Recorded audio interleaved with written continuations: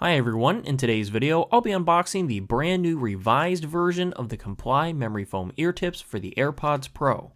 Comply originally released these back in May, but a lot of people ran into issues with them, so now in October they've released a new 2.0 version.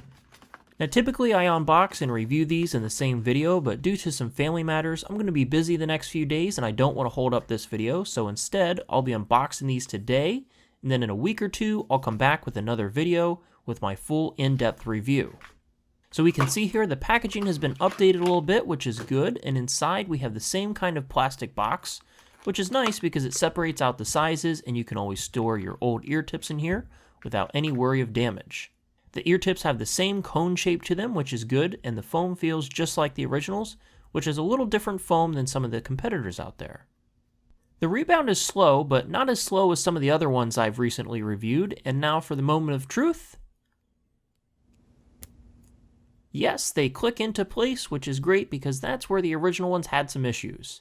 So that's it for today. Like I said, I'll be back in a week or two with my typical in-depth review, but in the meantime, if you're super excited for these like I am and you want to order a set, I'll put an Amazon link down in the video description. Thanks for watching and have a great day.